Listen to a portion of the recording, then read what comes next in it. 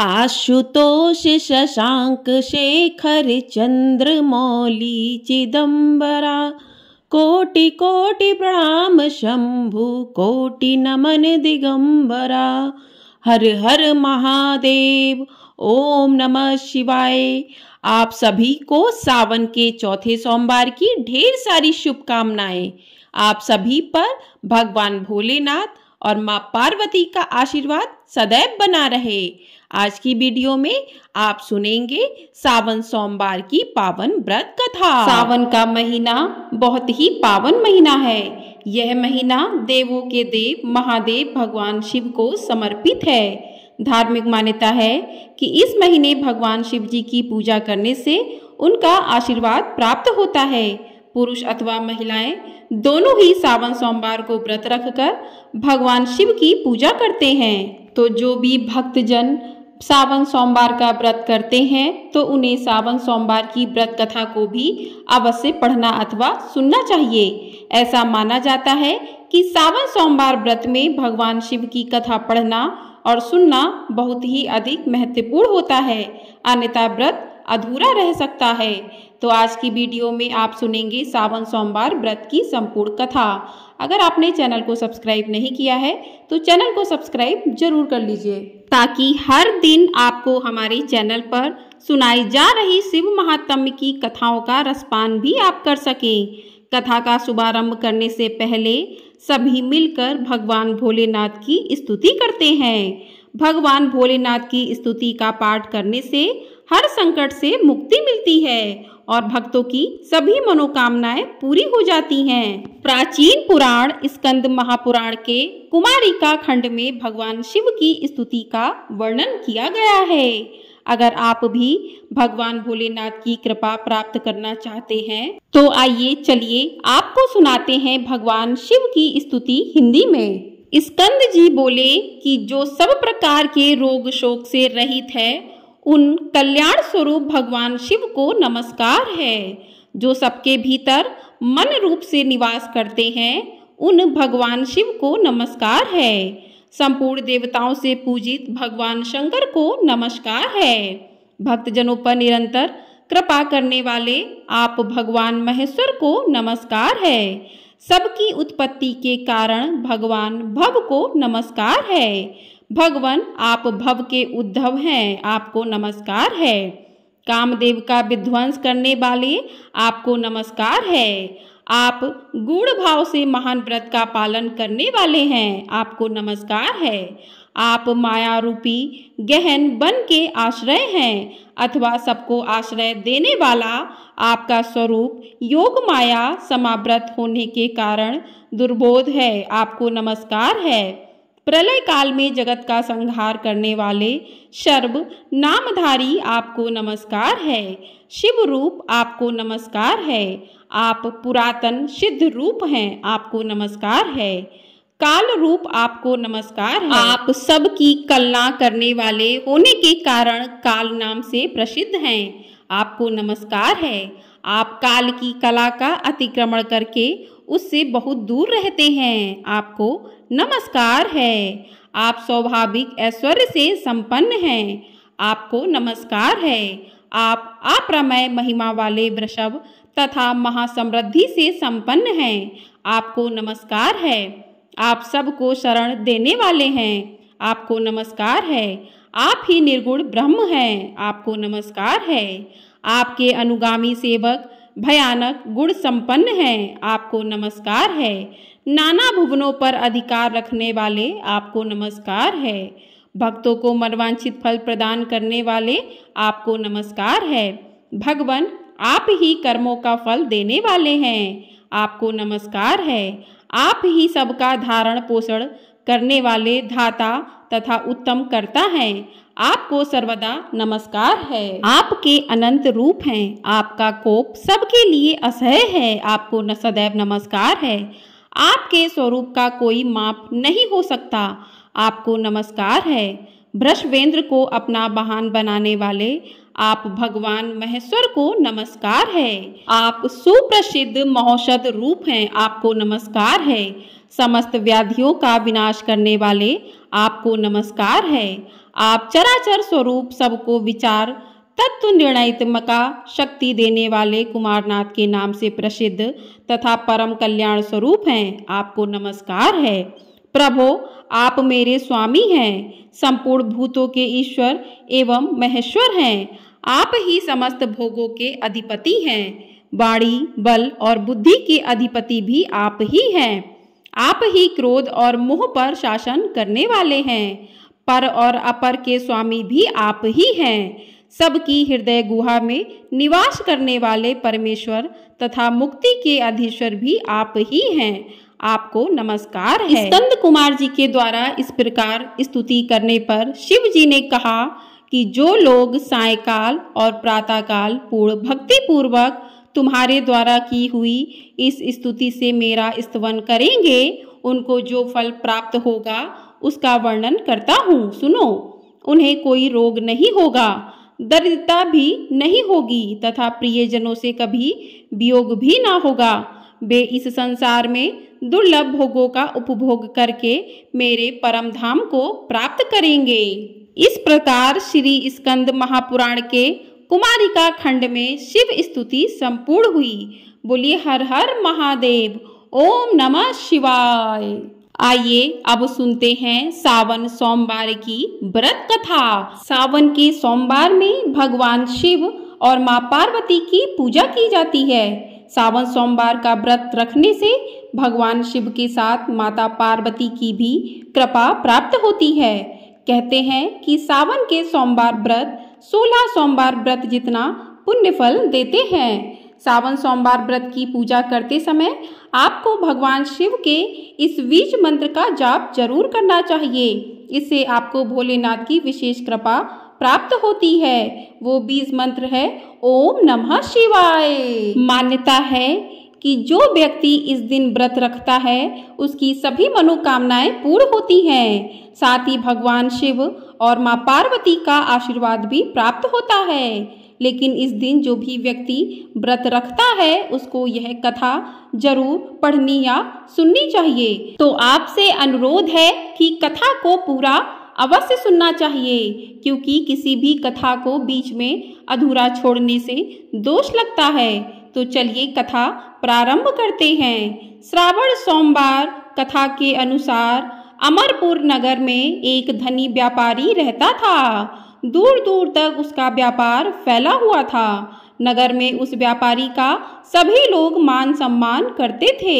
इतना सब कुछ होने पर भी वह व्यापारी अंतर्मन से बहुत दुखी था, क्योंकि उस व्यापारी का कोई पुत्र नहीं था। दिन रात उसे एक ही चिंता सताती रहती थी, उसकी मृत्यु के बाद उसके इतने बड़े व्यापार और धन संपत्ति को कौन संभालेगा। पुत्र पाने की इच्छा से वह व्यापारी प्रति सोमवार भगवान शिव की व्रत पूजा किया करता था। सायंकाल को व्यापारी शिव मंदिर में जाकर भगवान शिव के सामने घी का दीपक जलाया करता था। उस व्यापारी की भक्ति देखकर एक दिन माता पार्वती ने भगवान शिव से कहा कि हे प्राणनाथ, यह व्यापारी आपका सच्चा भक्त है। कितने दिनों से यह सोमवार का व्रत और पूजा नियमित रूप से कर रहा है। भगवान, आप इस व्यापारी की मनोकामना अवश्य ही पूर्ण करें। भगवान शिव ने मुस्कुराते हुए कहा कि हे पार्वती, इस संसार में सबको उसके कर्म के अनुसार फल की प्राप्ति होती है। प्राणी जैसा कर्म करता है उसे वैसा ही फल प्राप्त होता है। इसके बावजूद पार्वती जी नहीं मानी। उन्होंने आग्रह करते हुए कहा, नहीं प्राणनाथ, आपको इस व्यापारी की इच्छा पूरी करनी ही पड़ेगी। यह आपका अनन्य भक्त है, प्रति सोमवार आपका विधिवत व्रत रखता है और पूजा अर्चना के बाद आपको भोग लगाकर एक समय भोजन ग्रहण करता है। आपको इसे पुत्र प्राप्ति का वरदान देना ही होगा। पार्वती का इतना आग्रह देखकर भगवान शिव ने कहा, तुम्हारे आग्रह पर मैं इस व्यापारी को पुत्र प्राप्ति का वरदान देता हूँ, लेकिन इसका पुत्र 16 वर्ष से अधिक जीवित नहीं रहेगा। उसी रात भगवान शिव ने स्वप्न में उस व्यापारी को दर्शन देकर उसे पुत्र प्राप्ति का वरदान दिया और उसके पुत्र के 16 वर्ष तक जीवित रहने की भी बात बताई।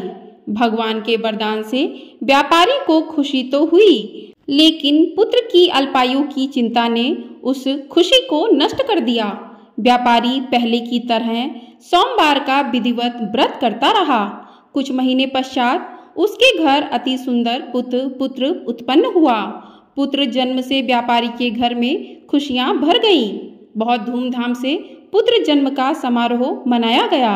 व्यापारी को पुत्र जन्म की अधिक खुशी नहीं हुई, क्योंकि उसे पुत्र की अल्पायु के रहस्य का पता था। यह रहस्य घर में किसी को भी नहीं मालूम था। विद्वान ब्राह्मणों ने उस पुत्र का नाम अमर रखा। जब अमर 12 वर्ष का हुआ तो शिक्षा के लिए उसे वाराणसी भेजने का निश्चय हुआ। व्यापारी ने अमर के मामा दीपचंद को बुलाया और कहा कि अमर को शिक्षा प्राप्त करने के लिए वाराणसी छोड़ आओ। अमर अपने मामा के साथ शिक्षा प्राप्त करने के लिए चल दिया।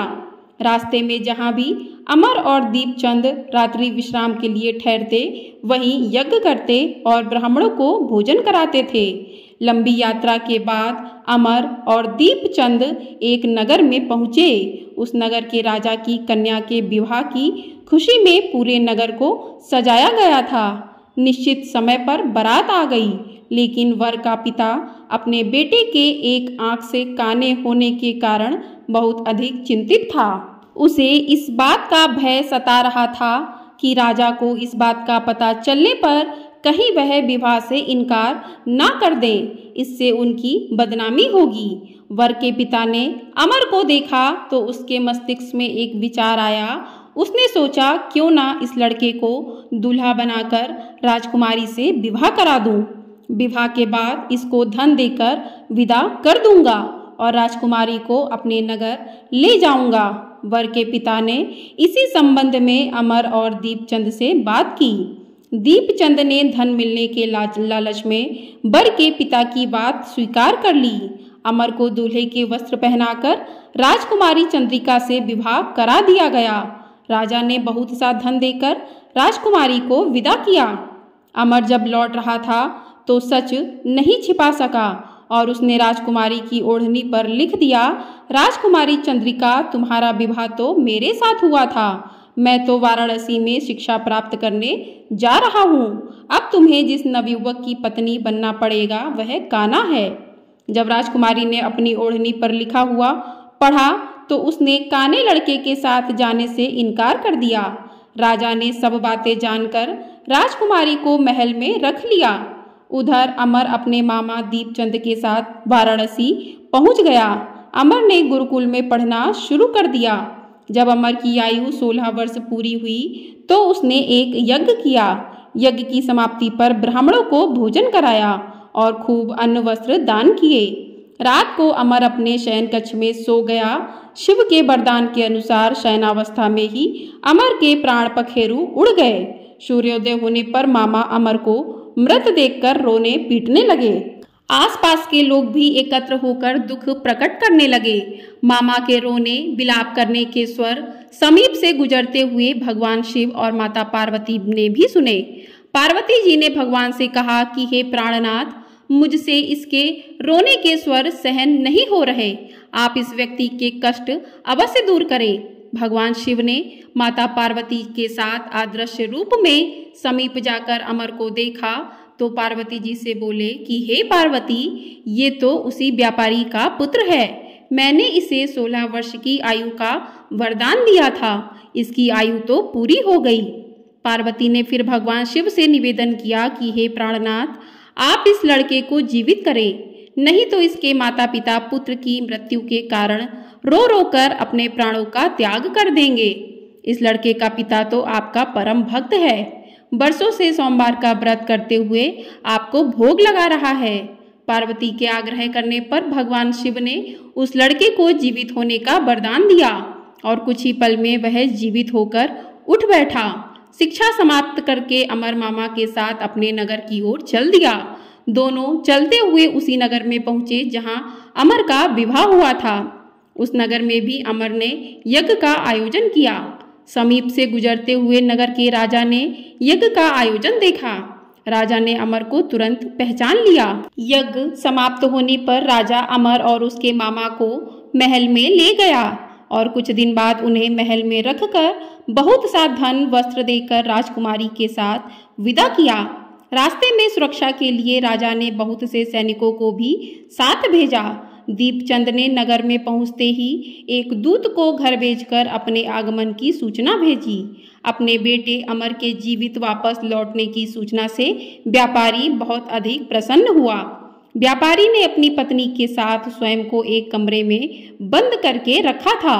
भूखे प्यासे रहकर व्यापारी और उसकी पत्नी बेटे की प्रतीक्षा कर रहे थे।